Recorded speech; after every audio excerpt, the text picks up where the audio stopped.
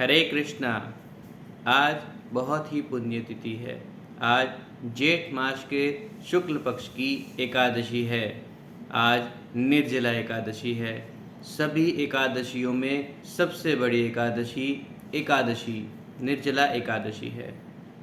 ज्येष्ठ मई जून के महीने में शुक्ल पक्ष में आने वाली एकादशी निर्जला एकादशी कहलाती है।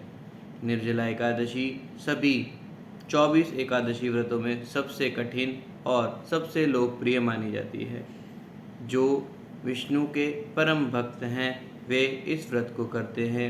वे इस दिन उपवास करते समय पानी अथवा भोजन भी नहीं पाते हैं।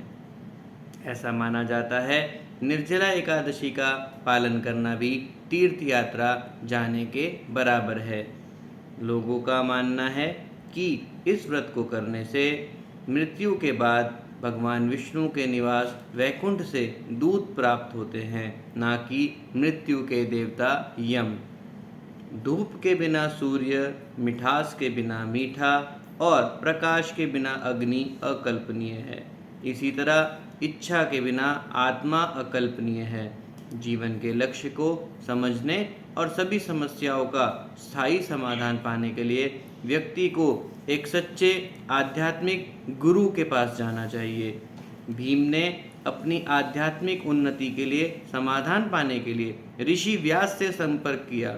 भीमसेन ने कहा, हे महान बुद्धिमान, मेरे भाई युधिष्ठिर, मेरे प्रिय माता कुंती, मेरी प्रिय पत्नी द्रौपदी, साथ ही अर्जुन, नकुल, सहदेव प्रत्येक एकादशी पर पूर्ण रूप से उपवास करते हैं।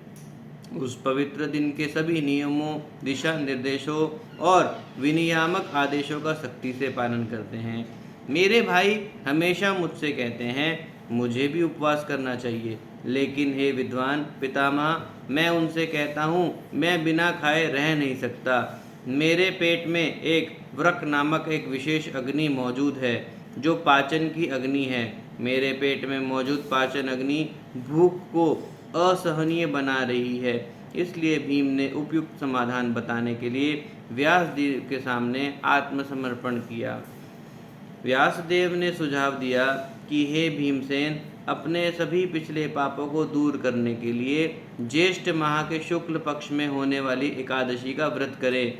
जो कोई भी इस एकादशी का व्रत करता है उसे सभी तीर्थ में स्नान और सभी प्रकार के दान देने का पुण्य प्राप्त होता है। वर्ष भर में आने वाली सभी एकादशी को एक साथ व्रत करने के व्यक्ति को बहुत लाभ होता है।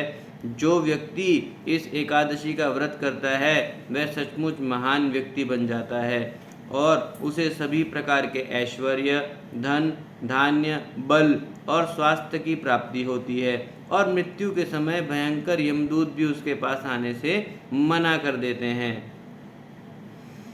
इस एकादशी व्रत का पालन करने मात्र से ही व्यक्ति श्री विष्णु के परम धाम को प्राप्त करता है। जो व्यक्ति इस पवित्र ज्येष्ठ शुक्ल एकादशी का व्रत करता है और दान देता है वह निश्चित रूप से बार बार जन्म मरण के चक्र से मुक्ति प्राप्त करता है और परम धाम को प्राप्त करता है। जो व्यक्ति इस दिन ब्राह्मण को जल का घड़ा, छाता या जूता देता है वह निश्चित रूप से स्वर्गलोक को जाता है। जो इस एकादशी का व्रत करता है वह वास्तव में महान बन जाता है। इस एकादशी का व्रत पालन करने से ही श्री विष्णु के परम धाम को प्राप्त होता है। जो लोग इस व्रत को करने में असमर्थ हैं वे नियमित एकादशी का व्रत अपनाएं। जिनका स्वास्थ्य व्रत के लिए उपयुक्त नहीं है वे श्रीमद् भगवद गीता से, महाराज की महिमा से कथा पढ़ें, सुने एवं हरे कृष्ण महामंत्र का जाप करें। आइए कथा प्रारंभ करते हैं। व्यास मुनि के पास जाकर भीमसेन ने पुकार की कि मेरी पूज्य माता कुंती, भ्राता सब एकादशी का व्रत करते हैं और मुझे शिक्षा देते हैं। यदि मैं ये व्रत ना करूं तो मैं नरक में जाऊंगा। आप विचार करके कहिए मैं क्या करूं। 15 दिन के बाद ये एकादशी आ जाती है और हमारा झगड़ा उत्पन्न हो जाता है। मेरे पेट में जो अग्नि है, मैं इस अग्नि को अन्न की आहुति ना दूं तो चर्बी को चाट जाएगी। शरीर की रक्षा करना मनुष्य का परम धर्म है। अतः आप कोई उपाय बताइए जिससे सांप भी मर जाए और लाठी भी ना टूटे। अर्थात ऐसा व्रत कहो जो वर्ष में एक दिन करना पड़े और मन की व्याधियों का विनाश करने वाला हो। 24 एकादशियों का फल उसके करने से मिल जाए और जो स्वर्ग में संबंधियों को साथ ले जाए। व्यास जी बोले, ज्येष्ठ मास के शुक्ल पक्ष की एकादशी का नाम निर्जला है। इसमें ठाकुर जी का चरणोदक वर्जित नहीं है, कारण कि वह तो अकाल मृत्यु को हरने वाला है। जो निर्जला एकादशी का व्रत श्रद्धा सहित करता है उसे 24 एकादशियों का फल मिलता है। इस व्रत में पितरों के निमित्त पंखा, छाता, कपड़े, जूते, सोना, चांदी, मिट्टी का घड़ा, फल फूल इत्यादि दान करें। मीठे जल का प्याऊ लगा दें, हाथ में सुमरनी रखें, मुख में ओम नमो भगवते वासुदेवाय इस 12 अक्षर महामंत्र का जाप करें। ध्रुव भक्त का गुरु मंत्र यही था। श्रीमद् भगवत पुराण का सार यही है। आप यदि फलिहारी हो तो ध्रुव के प्रथम मास की तपस्या के तुल उसके एक एक दिन फल के समान आपको फल हो जाएगा। यदि आप पवनहारी रह सको तो ध्रुव के 6वें मास की तपस्या के समान फल होगा।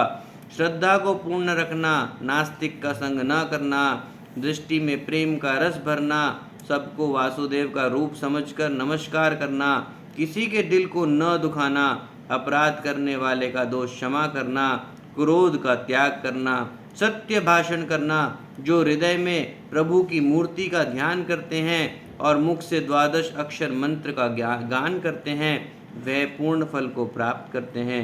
दिन भर भजन करना चाहिए। रात्रि को रास लीला, कृष्ण लीला, कीर्तनों के सहारे जागरण करना चाहिए। द्वादशी के दिन ब्राह्मणों को दक्षिणा दें और उनको भोजन खिलाकर उनकी परिक्रमा कर लें। अपने पग पग वर मांग लें। ऐसा श्रद्धा भक्ति से व्रत करने वाला कल्याण को प्राप्त होता है।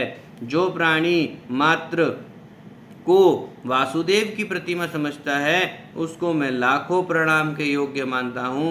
निर्जला का महात्म्य सुनने से दिव्य चक्षु खुल जाते हैं। प्रभु घूंघट उतार कर मन के मंदिर में प्रकट दिखाई देते हैं। यह कथा ब्रह्म वैवर्त पुराण में वर्णित है। इस दिन अधिक से अधिक हरे कृष्ण महामंत्र का जाप करना चाहिए। आइए हम सभी मिलकर हरे कृष्ण महामंत्र का जाप करें। हरे कृष्णा कृष्णा कृष्णा हरे हरे, हरे रामा रामा रामा हरे हरे, हरे कृष्णा कृष्णा कृष्णा हरे हरे, हरे रामा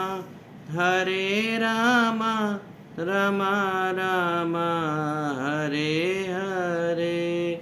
इस कथा को अधिक से अधिक अपने घर परिवार बंधु बांधवों में शेयर कीजिए ताकि आपको भी इसका पुण्य फल प्राप्त हो। हरे कृष्णा।